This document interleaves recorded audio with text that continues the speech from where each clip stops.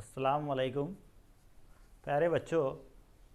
Last lecture में हमने fertilisation यानी बारहवरी को पढ़ा। उसके बाद हमने देखा था कि बीज में एम्ब्रियो और एंडोस्पर्म यानी दरूनी तुख्म और जगते के नशोनुमा या नमो का अमल कैसे होता है, ये दोनों मिलाकर ये बीज तैयार होता है। तो कभी एक दो मार्क्स के लिए एग्जामिनेशन में एक क्वेश्चन आता है सिग्निफिकेशन ऑफ फर्टिलाइजेशन। तो पहले हम इसे देखेंगे मुख्तसर क्या होगा, या सिग्निफिकेशन ऑफ डबल फर्टिलाइजेशन ने बारहवरी की अहमियत या दोहरी बारहवरी की अहमियत, दोनों में से जो भी पूछा जाए। इसमें 2 मार्क्स से ज़्यादा नहीं पूछा जाएगा, 4 पॉइंट्स हमको लिखना होंगे। तो पहली बात, फर्टिलाइजेशन के दौरान हमने देखे कि फर्टिलाइजेशन के बाद, आफ्टर फर्टिलाइजेशन यानी बारहवरी के बाद जो है बैज़े दान फल में तब्दील होता है और बैज़े बीज में तब्दील हो जाते हैं। यानी वो एक अहमियत हम उसकी लिख सकते हैं कि बारहवरी के बाद जो है तो बैज़े दान फल में तब्दील होगा और बैज़े जो है वो बीज में तब्दील होगी। फिर नेक्स्ट हमने देखे थे कि जो बीज की जो तैयारी है, मतलब बारहवरी को हमने डबल फर्टिलाइजेशन कहे थे, तो यहाँ दोनों के दोनों मेल गैमेट्स यानी दोनों नर जवाज़ों का इस्तेमाल हो जाता है। ये उसकी दूसरी अहमियत है, दूसरा इम्पोर्टेंट है। फिर हम इसमें ये लिख सकते हैं कि एक नर जवाज़ा बैज़े खलिए से यानी तीसरी अहमियत लिख सकते हैं, मिलाप करता है और एम्ब्रियो या जगता तैयार होता है। फोर्थ लिख सकते हैं कि एक मेल गैमेट एक नर जवाज़ा सानी मरकज़े से मिलाप करता है और एंडोस्पर्म या दरूनी तुख्म तैयार करता है। इसके अलावा हमको ये बात पता है कि बारहवरी के नतीजे में जो बीज हासिल हो रहा है तो वो सिंपल सी चीज़ है, नए नस्ल का या नए पौधों का उससे आगाज़ होगा, यानी ये बारहवरी की अहमियत में आ जाएगा। और हम ये देख रहे हैं कि ये जो फर्टिलाइजेशन है, ये फर्टिलाइजेशन में जो नए पौधे जो तैयार हो गए, सिंपल सी बात है, वहाँ पर एक मेल और एक फीमेल गैमेट का मिलाप होने के बाद हो रहे हैं, तो वो पौधों में वेरिएशन होगा, उसमें तगय्युर होगा, वो नए एनवायरनमेंट या माहौल के एतबार से अपने आप में तब्दीलियाँ ला सकते हैं। तो इस तरह से ये सिग्निफिकेंस ऑफ फर्टिलाइजेशन बारहवरी की अहमियत बहुत सारे इंपॉर्टेंट हम इसके लिख सकते हैं, 3-4 पॉइंट इसमें लिखना चाहिए। उसके बाद में ये एक क्वेश्चन है structure of fruit and seed. तो स्ट्रक्चर ऑफ फ्रूट आपके सिलेबस में ज़्यादा उसको डिटेल नहीं दिया गया, सिर्फ यहाँ ये याद रखना है हमको कि बारहवरी के बाद, फर्टिलाइजेशन के बाद बैज़ेदान जो है ये ओहरी, इसमें यहाँ जो बैज़े है ये, तो ये ओहरी जो है ये फ्रूट में तब्दील हो जाएगी यानी फल में तब्दील हो जाएगी, और इसमें मौजूद जो बैज़े है ये सीड या बीज में तब्दील हो जाएगी। ठीक है, तो बहुत सिंपल चीज़ है। इसके ये जो पहले फ्रूट से रिलेटेड कुछ बातें याद रखिए, इसका डिटेल है नहीं लेकिन शॉर्ट में आप इसको याद रख सकते हैं। ये जो फ्रूट है यानी ये बैज़ेदान का जो बैरूनी गिलाफ है ये इस फ्रूट के हिफाजती गिलाफ में तब्दील हो जाएगा। इसका ऊपर का गिलाफ पेरिकार्प कहलाएगा जो हिफाजत का काम करेगा। मुख्तलिफ़ फलों में मुख्तलिफ़ तरह का होगा, कुछ में बहुत ज़्यादा सख्त होगा, रेशेदार होगा वगैरह, वो यहाँ हमको डिटेल देखना नहीं है। उसके बाद में यहाँ दरमियान में जहाँ बीज है इसके ऊपर एक सख्त हार्ड एक कवरिंग होगा, उसको एंडोकार्प कहा जाएगा। और ये दरमियान वाला जो हिस्सा है ये इसे मीज़ोकार्प कहा जाएगा। ज़्यादातर फलों में ये जो मीज़ोकार्प, इसमें एबेंडेंट ऑफ फूड मटेरियल यानी ग़िज़ाई ज़रात भरपूर हो गए, जिसको ख़ास तौर से ग़िज़ा के तौर पर या खाने के लिए या जो भी है इस तरह से इसको इस्तेमाल किया जाएगा। तो ये मुख्तसरन फ्रूट या फल की साख, इसको ज़्यादा डिटेल हमको पढ़ना नहीं है। बीज की साख में एक दाला और 2 दाला नबातात में बीज अलग अलग होते हैं। एक दाला नबातात में एक बीज पात होगा, उसमें यानी एक दाल होगी, और 2 दाला में 2 दालें होगी। दोनों में बाकी के कैरेक्टर्स तकरीबन सेम होंगे। यहाँ जैसे बहुत सारे एग्जाम्पल्स है, जैसे मेज़ है, मकई है, जवार है, यानी एक दाला नबातात में, उसके अगर बीज की साख तब देखोगे तो आपको ये बात पता चलेगी कि यहाँ पर इस तरह से इसे 2 हिस्सों में तकसीम किया जाएगा, ये वाला पार्ट और ये दूसरा पार्ट।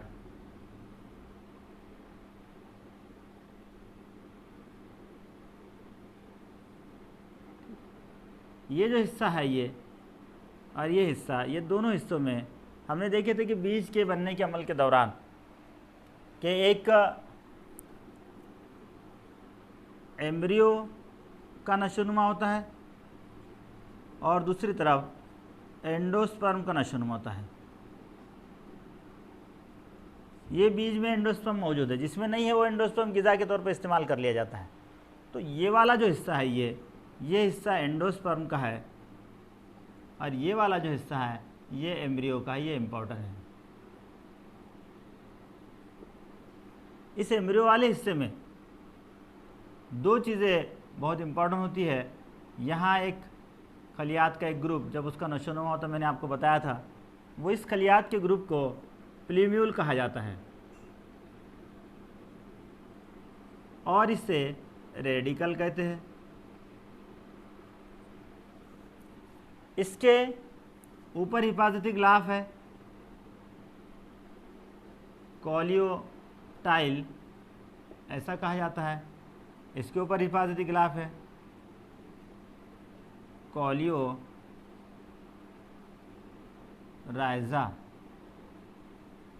इस तरह से कहते हैं। ये जो पार्ट है, ये जो हिस्सा है, इस हिस्से में ये प्लीम्यूल, जब इस बीज को हम बोएंगे और जब इसको साजगार माहौल मिलेगा तब इसके उपजने के दौरान, जब इसको ग़िज़ा मिलेगी, तब यहाँ से ये प्लीम्यूल से एक तने का निज़ाम पैदा होगा, इस रेडिकल से जड़ का निज़ाम पैदा होगा। ये वाला हिस्सा ये एंडोस्पर्म है, इसमें भरपूर ग़िज़ाई ज़र्रात होंगे। इसमें ये इसके ऊपर ये जो हिफाजती ग्लाफ है, ये एक लेयर है, एलेरॉन लेयर कहते हैं इसको। ये जो एलेरॉन लेयर है, ये एलेरॉन लेयर बहुत इंपॉर्टेंट होती है। जब बीज के उपजने का अमल है तब इसका बहुत इंपॉर्टेंट किरदार होता है। यहाँ जब ये बीज ज़मीन के अंदर बोया जाएगा या जब इसको पानी मिलेगा तब इसकी जसामत बढ़ेगी और ये एलेरॉन लेयर जो है, ये एलेरॉन लेयर दो काम करेगी एक साथ। एक काम ये करेगी ये कि यहाँ पर रेस्पिरेशन या अमल तनफ़ुस शुरू होगा। रेस्पिरेशन का अमल होने से यहाँ जो ग़िज़ा है, ये ग़िज़ा स्टार्च की शक्ल में होगी। स्टार्च को पहले ग्लूकोज में तब्दील किया जाएगा और ये ग्लूकोज इस अमल तनफ़ुस में इस्तेमाल किया जाएगा। और अमल तनफ़ुस में हमको पता है जब ग्लूकोज का इस्तेमाल होगा तो हमको बहुत सिंपल सी चीज़ है, जैसे ये ग्लूकोज है, इसके साथ ऑक्सीजन रिएक्ट करेगा और हमको दोबारा कार्बन डाइऑक्साइड, पानी और एटीपी मिलेगी। जैसे एक ग्लूकोज का अगर सालमा टूटेगा तो 38 एटीपी मिलेगी। ये जो एटीपी है ये तवानाई है और इसको हम इस्तेमाल शुदा तवानाई कहते हैं। ये तवानाई फिर इस पौधे के ये जो पार्ट है प्लीम्यूल और रेडिकल, इसके नशोनुमा में इस्तेमाल की जाएगी और यहाँ से जो है तो एक तने का निज़ाम पैदा हो जाएगा, यहाँ जड़ का निज़ाम पैदा हो जाएगा। और इस तरह से ये बीज की साख कभी पूछी जाती है तो ये लिखना है आपको। यहाँ पे ये एंडोस्पर्म लिखी है, ये एलेरॉन लेयर लिखी है, कॉलियोराइजा, कॉलियोप्टाइल, ये पूरा हिस्सा, ये इतना हिस्सा ये एम्ब्रियो हो गया, प्लीम्यूल, रेडिकल्स। ओके, अब ये जो है इस जैसे हमने यहाँ देखे थे कि ये जो फल है ये बैज़ेदान ये फल में तब्दील हो गया, वैसा ये बैज़ा ये बीज में तब्दील हो गया। तो बैज़े के ऊपर का हमने देखे थे कि यहाँ पर जो बैज़ा है, इस बैज़े के ऊपर ऐसे दो हिफाजती ग्लाफ है जिसको इंटुगमेंट कहे थे अपन ने, या ये जो इंटुगमेंट है इसको ग्लाफ्चा कहा था, ग्लाफ पे से वर्ड है वो। तो ये इंटुगमेंट है, ये अंदरूनी और बाहर वाला। वैसे ही ये बीज के ऊपर के ये हिफाजती ग्लाफ में तब्दील हो जाएंगे जैसे 12 अवरी का अमल होगा तब।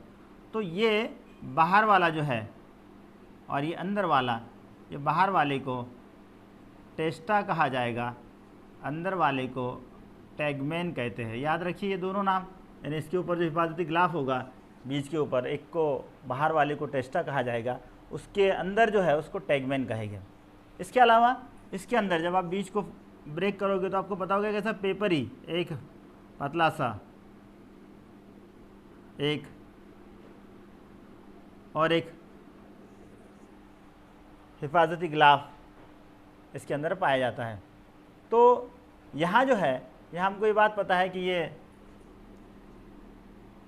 बेजे के ऊपर जो हिफाजती गिलाफ थे, ये बेजे के ऊपर के हिफाजती गिलाफ ये बीज के हिफाजती गिलाफ में तब्दील हो गए, और यहाँ उसको टेस्टा और टेगमेन दोनों मिलाकर इसको अपन सीड कोट कहेंगे।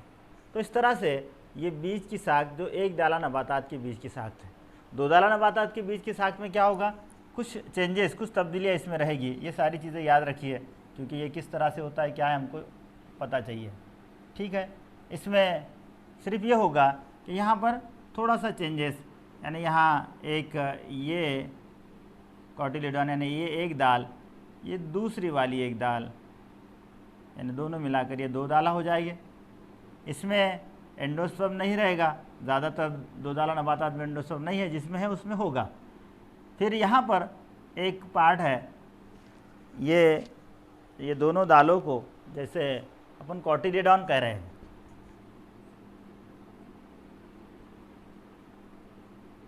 ओके। तो यहाँ एक पार्ट होगा, ये ऊपर की तरफ है, इसलिए इसको ईपी कॉटिलेडॉन,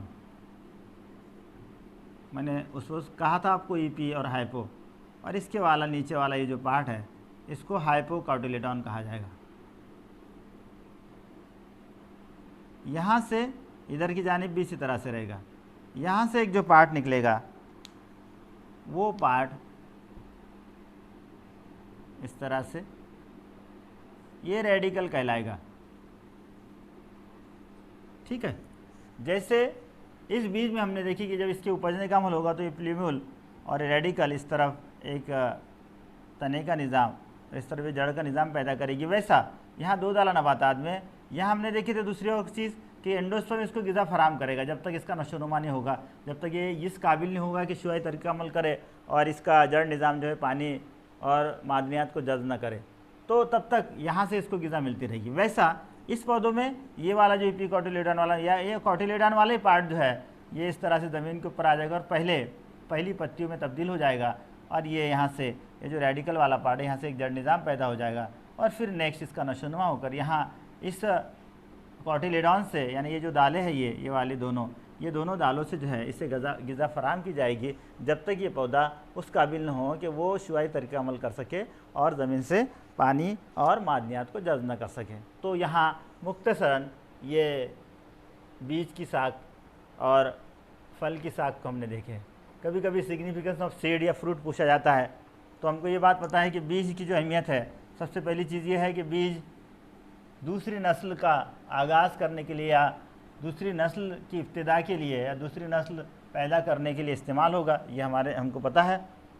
उसके बाद हमको पता है कि बीज जो है ये बीज दो मुख्तलिफ नर और मादा जवाज़ों के मिलकर तैयार हुआ है, तो वो जो पौधा होगा उस पौधों में वेरिएशन होगा, उसमें तब्दीली होगी, ये दूसरी चीज़ होगी। नेक्स्ट हमको हमें पता है कि जो बीज है ये बीज का यानी कई दिनों तक हम उसको हिफाजत या महफूज रख सकते हैं। एक तरह से पौधों को कुछ दिनों के लिए या कई दिन कह सकते हैं, बीज कई सालों तक महफूज रहते हैं, तो उन्हें महफूज रखने के लिए ये एक बहुत अच्छी शक्ल है, क्योंकि जब तक बीज को साजगार माहौल नहीं मिलता है वो नए पौधों में तब्दील नहीं होता है। नेक्स्ट यहाँ बीज के ज़रिए जो है, जैसे हमने ये देखे कि नए नस्ल का जो आगाज़ हो रहा है, तो हम ये देखेंगे कि अगर हम उसमें अपने देखे थे कि जो फर्टिलाइजेशन के बारहवरी के जो मुख्तलिफ़ तरीके हैं, उस मुख्तलिफ़ तरीक़ों में अगर हम उसको मसनवी तरीके से करते हैं, हाइब्रिडाइजेशन वगैरह करते हैं, तो नए नस्ल के पौधों में अपने ख्वाहिश के मुताबिक खुसूसियात को मुंतकिल कर सकते हैं। तो ये मुख्तसरन कभी इसको पूछा जाता है, ज़्यादातर नहीं पूछा जाएगा। फर्टिलाइजेशन की अहमियत पूछी जाती है, ये छोटा सा पार्ट बाकी रहा था। उसके बाद इस चैप्टर का ये जो पार्ट है, ये एक पार्ट बाकी था, ये ख़त्म हो चुका है। यहाँ ये तीन चीज़ें पहले हमको समझना है। देखिए, एक है एपोमिक्सिंग, दूसरा है पॉली एम्ब्रियोनिक या पॉली एम्ब्रियोनिक कहते हैं इसको, और पार्थिनोकार्पी। पहले ये तीन चीज़ें क्या है, बाद में फिर इसको डिटेल में हम पढ़ते हैं। एपोमिक्सिंग क्या है इसे समझ लीजिए। जैसे अभी जो फर्टिलाइजेशन या बारहवरी को हमने देखा, उसको पढ़ा, तो हमने देखे कि एक मेल गैमेट और दूसरा फीमेल गैमेट, यानी यहाँ मेल गैमेट यानी नर जवाज़ा और दूसरा फीमेल गैमेट यानी मादा जवाज़ा, इसका मिलाप होगा और इसका मिलाप होकर हमको जायगोट या जगता मिलेगा। ये 2n होगा, ये n होगा, ठीक है। तो ये दो यानी नर और मादा जवाजे दोनों मिलकर इस जायगोट को तैयार कर रहे हैं, जो ये इस बीज की शक्ल में रहेगा, नए नस्ल का आगाज़ करेगा। खुसूसियात जो मुंतकिल होगी, ये दोनों मुख्तलिफ पौधे अगर है तो मुख्तलिफ पौधों से, यानी मुख्तलिफ गैमेट्स ये इस खुसूसियात को लेकर आ रहे हैं। यहाँ ये क्रोमोसोम का एक सेट है, दूसरा, और दोनों मिलाकर तय करेंगे कि उस पौधे में जो खुसूसियात होगी वो किस तरह की होगी, या उस जानदार में खुसूसियात होगी वो किस तरह की होगी। अब यहाँ हमने देखे कि दो मुख्तलिफ गैमेट्स मिल रहे हैं, तो इसे एम्फी मिक्सिंग, क्या कहते हैं इसको, एम्फी, दो अलग अलग है तो मिक्स हो रहे हैं, लेकिन दो अलग अलग गैमेट्स हो रहे हैं। अब अगरचे ये दो अलग न हो तो फिर उसे एपोमिक्सिंग कहा जाएगा। यानी एपोमिक्सिंग मतलब क्या, कि दो अलग अलग गैमेट्स का मिलाप नहीं होना, दो मुख्तलिफ गैमेट्स का मिलाप नहीं होना, तो उससे अपन एपोमिक्सिंग कहेंगे। मुख्तसर ये आपके समझ में आ जाएगा, बाद में डिटेल में इसको देखते हैं। उसके बाद पॉलीएम्ब्रियोनिक किसे कहते हैं समझ लीजिए। जब बीज के बनने का अमल या एम्ब्रियो का नशोनुमा हमने देखे, तो हमने ये देखे कि एक ये मेल गैमेट, दूसरा ये फीमेल गैमेट, ये जो जायगोट है ये जायगोट एम्ब्रियो में तब्दील होगा। उसका कैसे नशोनुमा होता है, क्या होता है, अपने उसको डिटेल पढ़े हैं, ओके। अब एक बीज है, उसमें एक एम्ब्रियो होगा, लेकिन अगर ये एम्ब्रियो की तादाद एक से ज़्यादा हो, कई हो, तो फिर हम उसे पॉलीएम्ब्रियोनिक कहेंगे। बहुत सिंपल सी चीज़ है। यानी ये जो एम्ब्रियो है उसे जगता या जुनैन कहेंगे आप, तो कसीर जुनैनी इसे हम कह सकते हैं। तो पॉलीएम्ब्रियोनिक कंडीशन बहुत सारे, जैसे मैंगो है, सिट्रस, खास तौर से सिट्रस फैमिली, नींबू की जो ख़ानदान के जो पौधे हैं उनमें ये पॉलीएम्ब्रियोनिक कंडीशन पाया जाता है। उसकी मुख्तलिफ टाइप्स यहाँ पर है। ये कैसे होती है अपन उसको डिटेल में देखेंगे। एपोमिक्सिंग उसकी टाइप से वो कैसी होती है उसे देखेंगे। उसके बाद में तीसरी एक चीज़ यहाँ हमको पढ़ना है, उसको अपन पार्थिनोकार्पी कहते हैं। ये पार्थिनोकार्पी क्या चीज़ है, हमने अभी देखे कि जब बारहवरी का अमल होगा, फर्टिलाइजेशन होगा, तो बेज़ेदान ओवरी, यहाँ मैंने अभी आपको बताया था कि ये बेज़ेदान फल में तब्दील होगा और बेज़े बीज में तब्दील होगी, ओके। लेकिन अगर बगैर बारहवरी के अगर बेज़ेदान फल में तब्दील हो जाएगा, बारहवरी नहीं होगी, तो बहुत सिंपल सी चीज़ है कि उस फल के अंदर जो है, यानी उस फ्रूट के अंदर जो है, उस फल के अंदर ये बीज नहीं पाए जाएंगे। अब ये बीज अगर नहीं पाए जाते हैं तो बहुत सिंपल चीज़ है, उससे बगैर बीज के या बेदाना या बेबीज फल ऐसा हम कह सकते हैं। तो ये जो बेबीज फल की तैयारी, इसको पार्थिनोकार्पी कहते हैं। ये दोनों तरह से होती है, कुदरतन होती है, नेचुरल होती है, बहुत सारे पौधों में है, उसके एग्जाम्पल्स बनाना वगैरह है, अब उसको डिटेल पढ़ेंगे। और मसनवी तरीके से भी इस तरह से इस अमल को किया जाता है। तो यहाँ ये 3 पॉइंट्स बहुत इंपॉर्टेंट है। ये मुख्तसर इसको याद रखना है, लेकिन इसको बिल्कुल अच्छे से याद रखना है। इस पर शॉर्ट नोट्स पूछी जा सकती है, इसको ऑब्जेक्टिव में इसके एग्जाम्पल्स वगैरह पूछे जाते हैं। तो पहली चीज़, एपोमिक्सिंग किसे कहा जाता है ये हमको समझना है। मैंने अभी आपको कहा कि जब ये male and female gametes mix नहीं होंगे, अब ये मिक्स नहीं होंगे और जायगोट तैयार होगा या बीज तैयार होगा, तो ये कैसे होगा, क्या मतलब किस तरह से होगा। हमने जब बेजे की साख्त आपको पढ़ाया था, याद होगा आपको, तो ये बेजे की साख्त में जो दरमियान वाला हिस्सा है, ये वाला हिस्सा जहाँ ये 8 कलियात है, इसको एम्ब्रियो सैक कहा था, जुनैनी थैली कहा था इसको। ये एम्ब्रियो सैक के बाद ये वाला पार्ट, इसको न्यूसेलस कहा था। इसके ऊपर हिफाजती गिलाफ, ये वाला पार्ट न्यूसेलस हो गया। इसके हिफाजती गिलाफ, इसको इंटुगमेंट कहा था। इसका ये डंटल, इसको फ्यूनिकल, जो भी है, ये सारे पार्ट्स अपने अच्छे से पढ़े हैं। अब हमको ये देखना है कि एपोमिक्सिंग जो हो रहा है वो किस तरह से हो रहा है।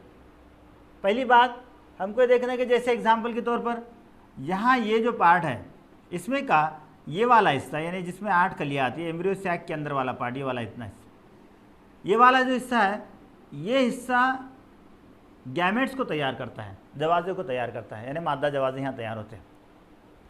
और इसके बाजू वाला जो हिस्सा है ये, यानी इसमें ये जो खलियात है, ये खलियात n नंबर हो गए।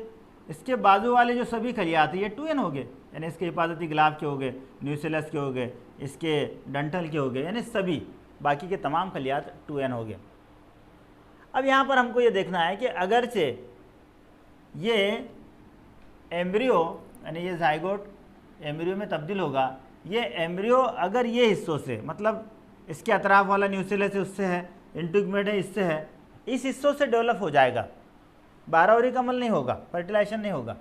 और अगर वो डेवलप हो जाएगा तो वो जो होगा वो यकीनन, मतलब ये खलियात है, ये ऑलरेडी 2n है, ये 2n इसी तरह से 2n में तब्दील रहेंगे एज इट इज़। जैसे यहाँ ये 2n बने कैसे, मेल एंड फीमेल गैमेट्स को मिलकर, यानी यहाँ दोनों मिक्स हुए और ये मिक्स होकर, इसीलिए इसको एम्पी मिक्सिंग कहा गया। लेकिन ये मिक्स नहीं हो रहे, वैसे ये 2n अपने को जायगोट मिल जा रहा है, तो इसको एपो मिक्सिंग कह रहे हैं अपन।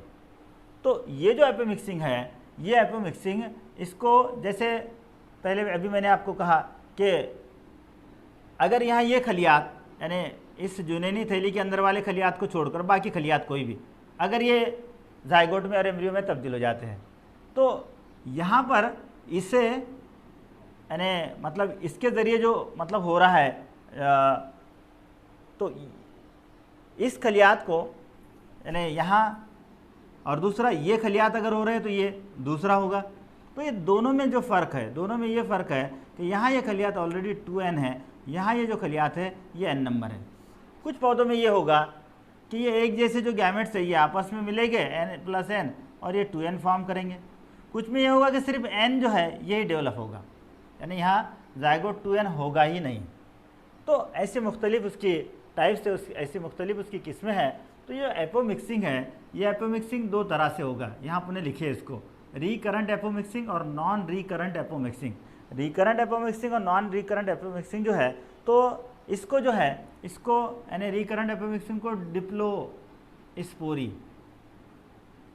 क्या कहेंगे इसको, डिप्लोस्पोरी। मैंने अभी कहा आपको कि अगर चाहिए 2n है, ये अतराफ वाले खलियात, ये अगर इसमें डेवलप हो जाएंगे 2n, तो यहाँ क्रोमोसोम के 2 सेट हो गए, तो इसको डिप्लॉयड हम कहते हैं।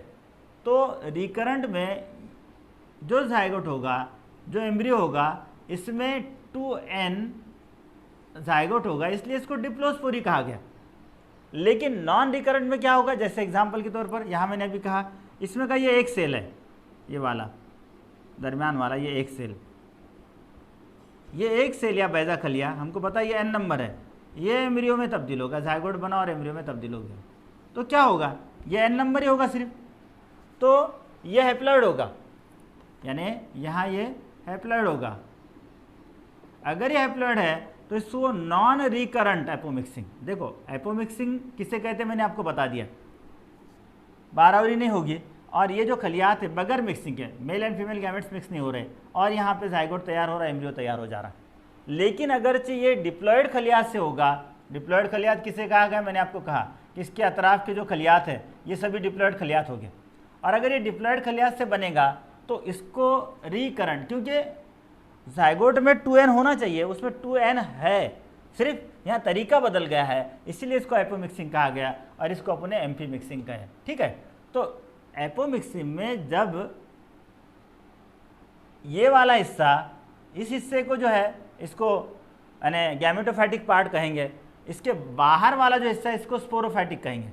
तो अगर ये बाहर के हिस्से से कहीं से भी अगर जायगोट बनेगा और एम्ब्रियो बन जाएगा तो यकीनन वो 2n होगा। मैंने अभी कहा आपको कि इस हिस्से को छोड़कर बाकी सभी खलिया 2n है, तो ये 2n एम्ब्रियो बनेगा। अगर ये 2n एम्ब्रियो बनता है तो ये रिकरेंट एपोमिक्सिंग कहलाएगा, यानी यहाँ इस एपोमिक्सिंग में जो बीज हो गए वो बीज बगैर फर्टिलाइजेशन के तो तैयार हो गए, आगे अपन इसको देखने वाले पार्थिनोकार्पी वगैरह पॉलीएम्ब्रियोनिक के अंदर। तो लेकिन यहाँ जो है, यहाँ ये 2n सिर्फ ये, यानी यहाँ नर और मादा जवाजे का मिलाप नहीं होगा और ये इसके अतराफ वाली किसी खलियात से बन जाएंगे।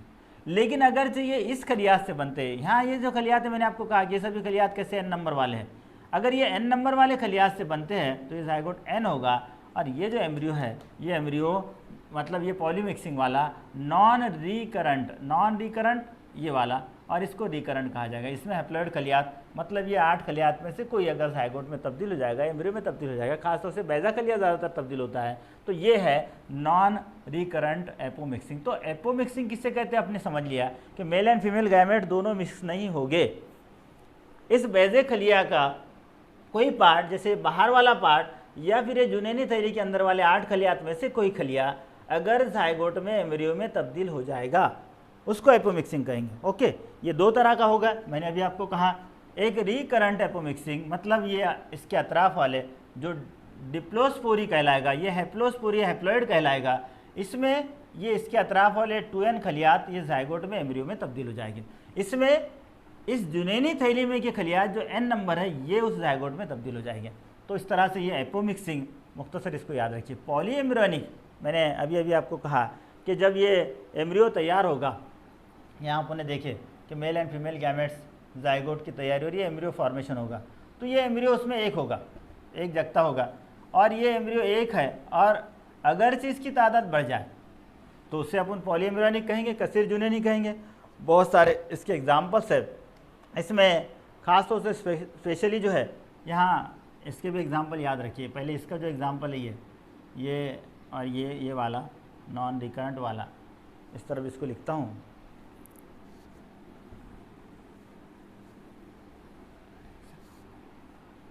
इसके एग्जांपल है टेरेक्सिकम, और इसकी जो एग्जांपल है ये निकोटीना, यानी तम्बाकू, टोबैको, निकोटीना में, ओके, यानी ये नॉन रिकरेंट की एग्जांपल है और रिकरेंट की एग्जांपल, इसको कभी कभी पूछा जाता है।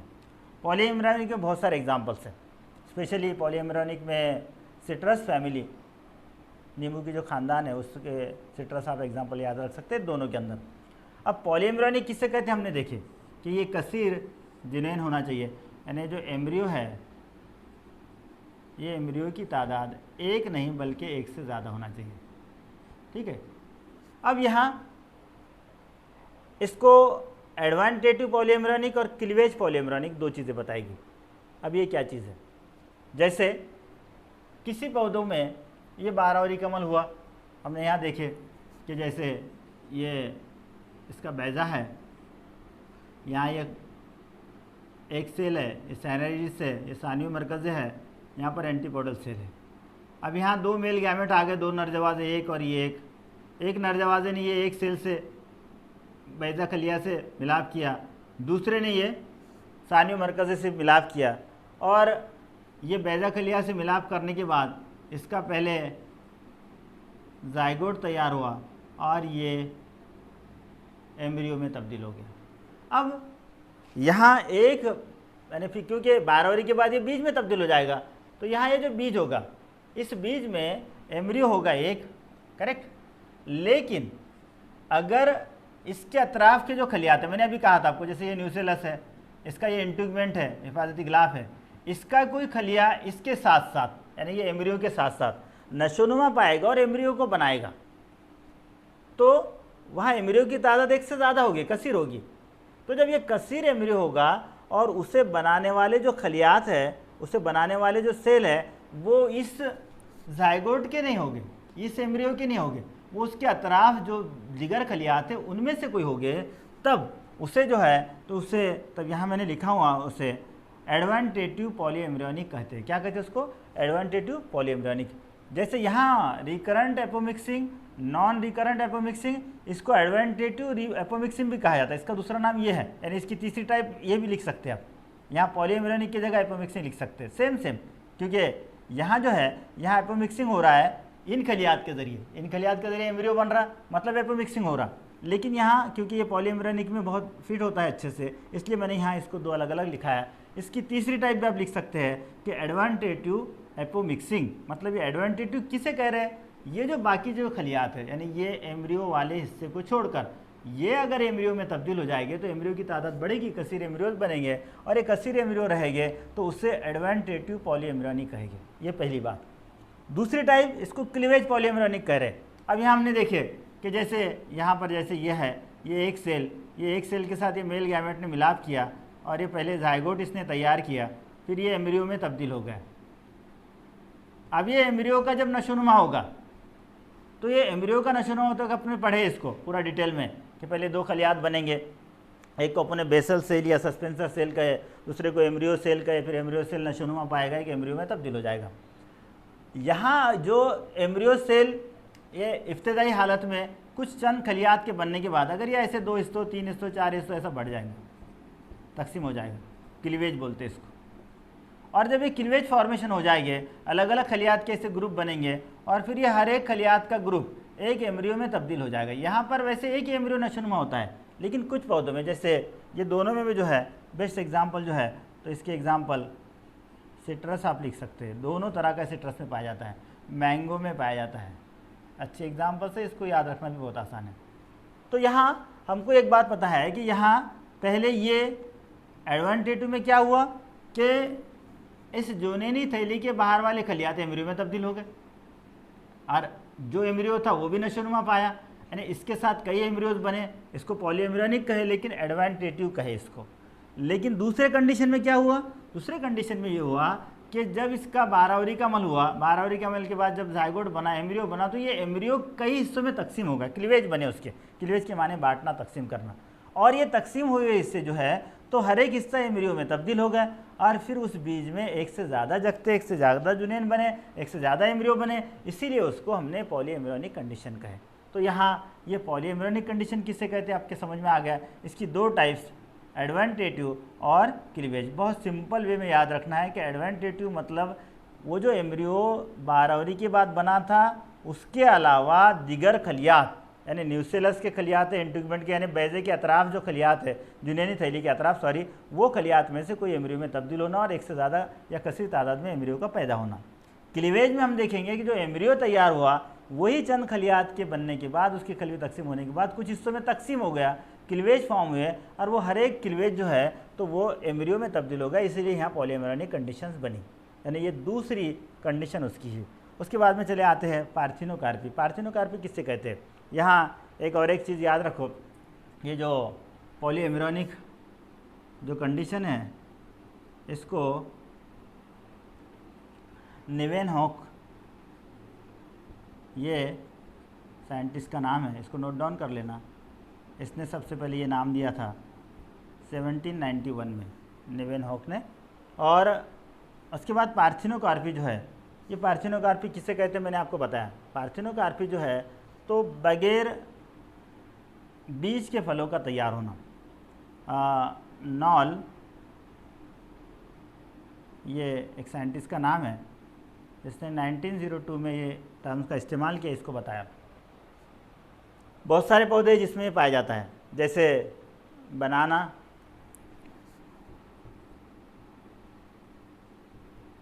पाइन एप्पल है,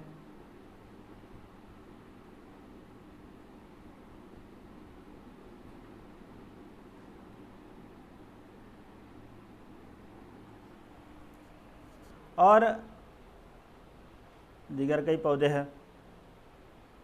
इसमें पार्थिनोकार्पिक कंडीशन या बगैर बीज के फल तैयार होने की जो कंडीशन है कैसे आती है। बहुत सारे पौधों में, जैसे मैंने अभी कहा बनाना वगैरह, इसमें हमने ये देखे थे कि जैसे ये जो बैजेदान है, ये बैजेदान फल में तब्दील हो जाएगा यानी 12 के बाद, और इसमें जो बैजे है ये बैजे सीड में तब्दील हो जाएगी।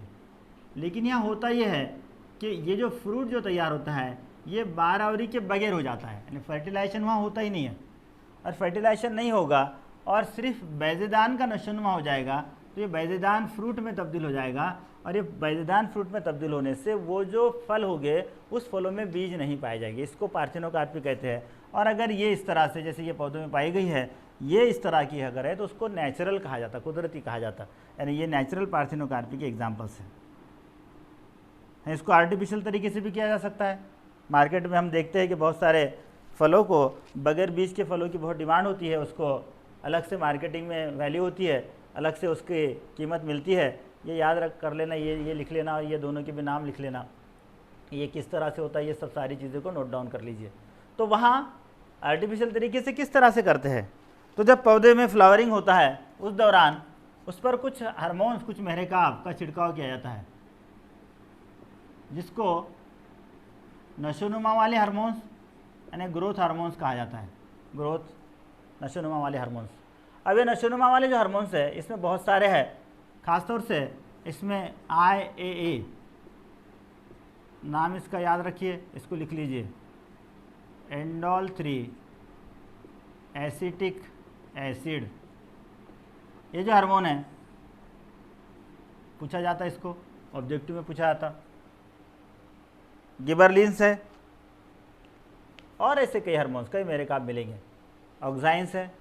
ये हार्मोन्स का जो नशोनुमा करवाते हैं, इनका छिड़काव उस फ्लोरिंग पौधे पर किया जाता है। जिससे होता यह है कि उस फूल में मौजूद जो बेज़ेदान है वो फल में तब्दील हो जाता है, यानी बारहवरी होने से पहले ही वहाँ पे फल तैयार हो जाते हैं। वो सिंपल चीज़ है, अगर बारहवरी नहीं होगी तो बैज़ा बीज में तब्दील नहीं होगा, और उससे पहले हम बेज़ेदान का नशोनुमा करवा रहे हैं, यानी बीज तो नहीं तैयार होगे लेकिन फल तैयार हो जाएगा, फल का नशोनुमा होगा। तो इस तरह से ये मसनवी तरीके से हम पार्थिनोकार्पी या बेदाना फल या बगैर बीज के फल तैयार करते हैं। उसमें ये मेरेकाप का नाम याद रखिए, आए याद रखिए तब भी चलेगा, ये पूरा नाम याद रखना है तो पूरा नाम याद रख सकते हैं। तो यहाँ ये जो चैप्टर है पूरा इस तरह से ये मुकम्मल हो गया। इसके जो नोट्स है इंशाअल्लाह ताला आपको जल्दी डाल दिए जाएंगे। इस चैप्टर का कुछ पार्ट CBSE के एतबार से यानी रिप्रोडक्टिव वाला जो पार्ट है वो कम होने के इम्कानात है, तो इसीलिए इसके जो नोट्स है वो किस तरह से डालना है 2-3 दिन में इंशाल्लाह जैसे भी डायरेक्शंस आएंगे आपको उस तरह से वो नोट्स डाले जाएंगे और आपको बताया जाएगा कि कौन सा पार्ट इसमें का। लेकिन रिप्रोडक्टिव वाला पूरा पार्ट ऑलरेडी है, इसमें कोई प्रॉब्लम नहीं है।